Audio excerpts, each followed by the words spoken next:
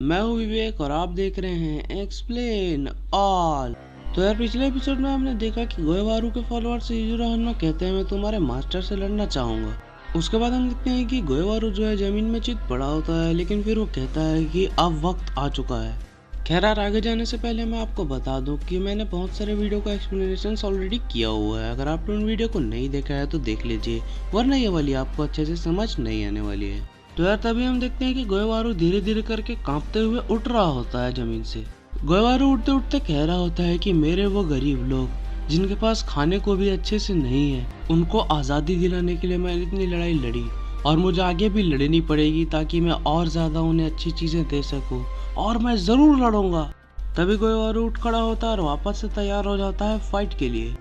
वो ओलिवर के ऊपर वार करने के लिए झुकता ही है। इतने में हम देखते हैं कि ओलिवर अपने हाथ को उठा लेता है। ओलिवर के दिल की धड़कन तेज होने लगती है, उसका ब्लड फ्लो भी बहुत ज्यादा बढ़ जाता है और उसके हाथों में नसें और उसके पूरे शरीर में नसें आने लग जाती हैं।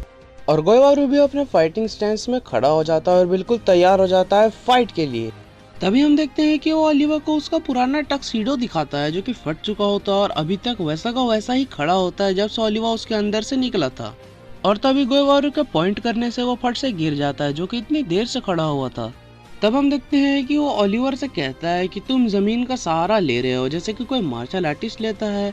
एक अच्छा पंच मारने के लिए कोई बॉक्सर लेता है, जैसे कि एक सुमो लेता है। इतना कहने के बाद तुरंत वो उसके पैर में मार देता है। तभी हम देखते हैं कि ओलिवर बिल्कुल उड़कर गिर रहा होता है उसके ऊपर से।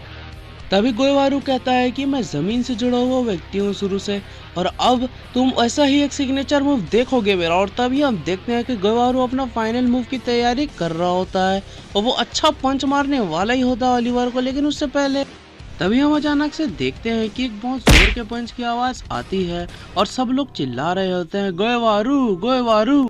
देख के ऐसा लग रहा होता है कि गोएवारू जो है जीत गया होता है। तभी वहाँ पर बाकी आता है और उससे कहता है कि हे जरा देखो तुमसे कौन मिलने आया है, मिस्टर बुश। तब हम देखते हैं कि मिस्टर बुश जो है गोएवारू के पैर में गिरकर माफी मांग रहे होते हैं जो भी तकलीफ मैंने तुम्हें दी। और तभी गोएवारू के फेस का हाव बदलता है और तभी हम देखते हैं कि वहाँ पर वर्ल्ड स्ट्रॉन्गेस्ट क्रीचर युजिरो हन्मा आ चुके हैं। और वो गोएवारू से कहते हैं कि यहाँ पर हमारे बीच वर्ल्ड स्ट्रॉन्गेस्ट क्रीचर खड़ा हुआ है जो कि दुनिया में सबसे ज्यादा स्ट्रॉन्ग है, लेकिन वो मैं नहीं, वो तुम हो मिस्टर गोएवारू। तभी हम देखते हैं कि अचानक से वहाँ उन दोनों के बात के बीच में बाकी आ जाता है और वो कहता है हाँ ये तो सच में ऑब्वियस सी बात है। फिर सभी के सभी प्रिजनर बाकी और युजिरो हन्मा जोर जोर से हंसने लगते हैं। पर तभी गोएवारू को रियलाइज होता है ऐसा रियल में नहीं हो सकता है कि मैं सपना देख रहा हूँ। और दूसरी पल हम देखते हैं कि थोड़े पत्थर जो हैं वो उछल रहे होते हैं और तभी हमें पता चलता है कि गोएवारू को तो सच में ये सब सपना ही था। उसे ओलिवर ने एक बहुत अच्छा अटैक ऑलरेडी दे रखा है। अपने शरीर का पूरा वेट लगाकर उसे एक ऐसा पंच मारा होता है ओलिवर ने कि सच में वो बहुत भयानक होता है, जिससे कि वो सच में नॉकआउट ही हो जाता है गोएवारू। बाकी भी ये सब देखकर सच में चौंक जाता है कि ओलिवर की इस लेवल की ताकत को सच में सभी के सब लोग देखकर चौंक जाते हैं कि आखिर किस तरह से ये ऐसा कर सकता है। और तभी ओलिवर अपने खून से सना हुआ पंच उसके मुंह से निकालता है और कहते हुए चलने लगता है कि इसे अच्छे से उठाकर ले जाओ, बिल्कुल अच्छे से पेश आना इससे, क्योंकि ये बहुत ही अच्छा फाइटर है। और तभी वो बाकी के पास आकर कहता है कि लगता है अब मैं फ्री हो गया। हाँ, तभी वो बाकी से कहता है अचानक से कि तुम्हें पता है कि ये मैच मैं क्यों जीता हूँ? अपने मसल्स से लव के कारण, मुझे इनसे प्यार है। लेकिन गोएवारू जो है वो बिल्कुल भी रॉ पावर पर ध्यान नहीं देता, अपने मसल्स पर ध्यान नहीं देता और वो सिर्फ टेक्निक और एजिलिटी वगैरह ही बढ़ाने में लगा रहता है।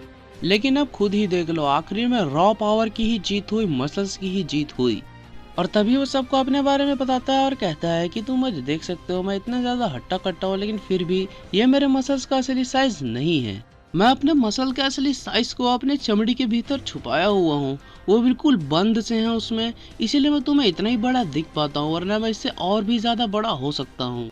इतना बड़ा कि मेरी चमड़ियाँ फटने लगी और धीरे धीरे मेरा मसल्स पूरी तरह से बाहर आने लगे और सबको तोड़ते फोड़ते, सबको हटाते हुए मैं एकदम बड़ा सा हो जाऊं, पूरे मांसपेशियों से भरा हुआ। और तभी बाकी उससे कहता है कि नहीं नहीं, ये पॉसिबल नहीं है, ये इम्पॉसिबल है। तुम्हें पता भी है बच्चे क्या इम्पॉसिबल है और क्या नहीं है? मैं रोज इतना भारी मील खाता हूँ, लगभग 100 कैलोरीज का, कि सच में पूरे मसल्स फट पड़ते हैं इससे।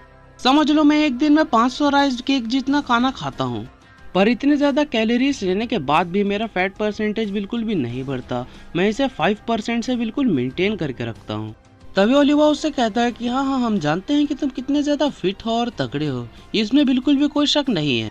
तभी ओलिवर बाकी से कहता है कि तुमसे बात करते हुए मैं इतनी ज्यादा कैलोरी ऑलरेडी बर्न कर चुका हूँ कि कोई भी नहीं कर सकता, कोई ओलंपिक लेवल एथलीट भी नहीं। मुझे अपने पूरे बदन में गर्मी सी फील हो रही है। इतना कहते ही वो बाकी के कंधे पर हाथ रखता है और उससे कहता है आई होप कि तुम समझ गए होगे बच्चे। और तभी बाकी दबी हुई आवाज में उससे कहता है कि हे, मुझे नीचे उतारो। और तभी हम देखते हैं कि उसने बाकी को दोनों हाथों से उठा रखा है ऊपर। उसके बाद ओलिवर उसे नीचे उतार देता है, उससे कहता है मुझे माफ करना। और तभी अचानक से उसकी पीठ पर वो एक हाथ मार देता है, जिससे कि बाकी उड़ता हुआ जाके एक दीवार से टकराने ही वाला होता है, लेकिन अपने आप को वो संभाल लेता है। और तभी वो बाकी से कहता है कि अब वक्त आ चुका है मेरे मसल्स को रिफाइन करने का। उसके बाद वो मारिया को उठा लेता है और बिल्कुल वही गोयवारू वाला गाना गाते हुए वहां से चला जाता है। और तभी सुबह होती है और तभी हम देखते हैं कि गोयवारू भाग चुका होता है और उसके लॉकर से एक चिट्ठी मिलती है ओलिवर और मारिया के लिए। उसे ओलिवर को दे दिया जाता है। उसके बाद ओलिवर उसे खोलकर भी देखता है, उसमें एक करेंसी होती है। उस पैसे को ओलिवर पकड़ता है और पूछता है कि आखिर क्या मतलब हो सकता है उसका, वो पैसे छोड़कर क्यों जाएगा। और तभी उनमें से एक कहता है कि हो सकता है ये एक इनविटेशन है, वो तुम्हें अपने आइलैंड बुलाना चाहता हो, तो क्या तुम जाओगे। ओलिवर कहता है कि आज नहीं। और तभी हमें गोयवारू के आइलैंड को दिखाया जाता है, जो कि सच में बहुत ही ज्यादा खूबसूरत होता है। वहाँ पर कुछ पेड़ काटे जा रहे होते हैं।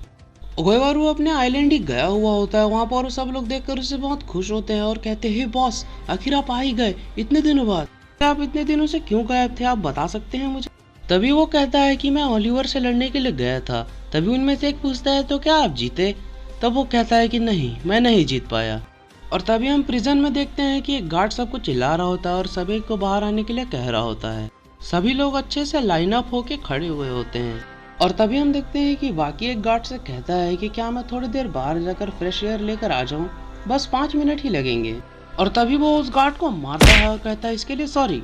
और तभी देखते हैं हम सभी प्रिजनर्स कहने लगते हैं कि हाँ बाहर जाओ, थोड़ी ठंडी हवा लेकर आओ। और तभी बाकी बाहर जाने लगता है, वो कूद फान करता है, सायरन भी बज रहा होता है, कई गार्ड्स उसके पीछे पड़े होते हैं, गोलीबारी भी वहाँ होती है। वो उन सब से बचता बचाता रास्ते में सभी चीजों को हटाता हुआ आगे बढ़ता जाता है। तभी हम देखते हैं कि गेट खुलता है और उसके सामने वार्डन खड़ा होता है और वो कहता है बाकी से कि हे, जल्दी से अपने सेल में वापस चले जाओ।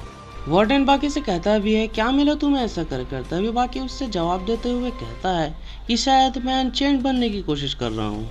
और तभी वार्डन बाकी से कहता है कि क्या तुम बन पाए। और तभी हम देखते हैं कि बाकी उसे जवाब में कहता है कि हाँ मैं कर सकता हूँ। और यहीं पर यह एपिसोड खत्म हो जाता है। मैं आपको बता दूं कि आगे और भी बहुत ज़्यादा एपिसोड आने वाले हैं, मैं उन सभी को एक्सप्लेन करूंगा, तो इसीलिए चैनल को सब्सक्राइब करके रख लीजिए। तो आज के लिए बस इतना ही। वीडियो को लाइक करें, चैनल को सब्सक्राइब करें, हम आगे भी और से वीडियोस लाते रहेंगे। Love you all, I am out.